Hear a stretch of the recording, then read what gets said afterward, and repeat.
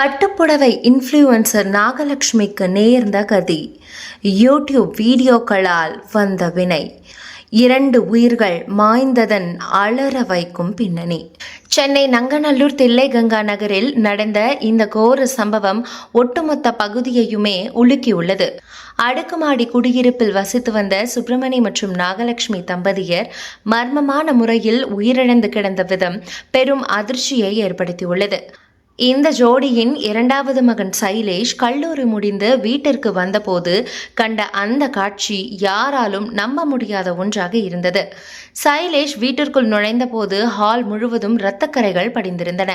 ஒரு அறையில் தாய் நாகலட்சுமி உடல் முழுவதும் வெட்டு காயங்களுடன் இரத்த வெள்ளத்தில் பிணமாக கிடந்தார்.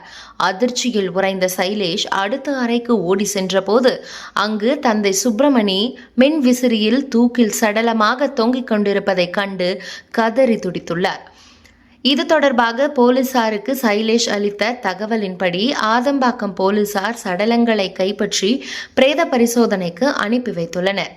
முதற்கட்ட விசாரணையில் இந்த தம்பதியினருக்கு இடையே கடந்த 2 ஆண்டுகளாக கடன் தொடர்பான சிக்கல், நடத்தையில் சந்தேகம் போன்ற பல காரணங்களால் அடிக்கடி சண்டைகள் ஏற்பட்டு வந்தது தெரியவந்துள்ளது.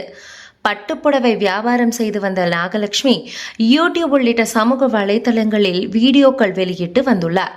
அவர் யாரிடம் பேசினாலும் சந்தேகப்பட்டு சண்டையிட்டுள்ளார் கணவர் சுப்பிரமணி. இந்த தகராறு முற்றிய நிலையில் மனைவியை கொடூரமாக கொலை செய்துவிட்டு சுப்பிரமணி தற்கொலை செய்திருக்கலாம் என போலீசார் சந்தேகிக்கின்றனர்.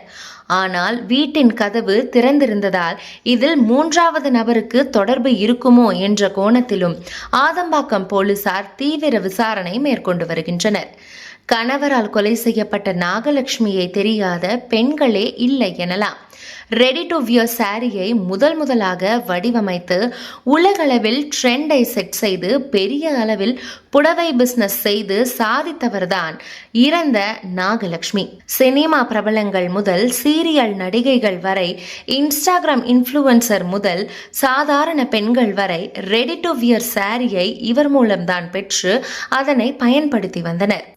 நங்கநல்லூரில் மிகப்பெரிய புடவை கடையை வைத்துள்ள நாகலட்சுமி தனது பிசினஸிலும் கொடி கட்டி பறந்திருக்கிறார். இந்த நிலையில் சந்தேகத்தின் காரணமாக கணவர் அவரை கொலை செய்தது ஒட்டுமொத்த தமிழகத்தையுமே, குறிப்பாக இன்ஸ்டாகிராமில் நாகலட்சுமியை பின்தொடர்ந்த அவரது ஃபாலோவர்ஸ் மத்தியில் பெரும் அதிர்ச்சியை ஏற்படுத்தியுள்ளது. சந்தேகத்தால் சிதைந்த ஒரு குடும்பத்தின் இந்த அவல முடிவு பலருக்கும் ஒரு பாடமாக அமைந்துள்ளது. இந்த சம்பவம் குறித்து நீங்க என்ன நினைக்கிறீங்கன்றத கமெண்ட்ல சொல்லுங்க. இன்ஸ்டாகிராம் இன்ஃப்ளூயன்சர் நாகலட்சுமியை தெரிந்த உங்களுடைய ஃப்ரெண்ட்ஸுக்கு இந்த வீடியோவை ஷேர் பண்ணுங்க. இது போன்ற வீடியோக்களை தொடர்ந்து பார்க்க ஸ்கிரீன் டிஎன் சேனலை ஃபாலோ பண்ணுங்க.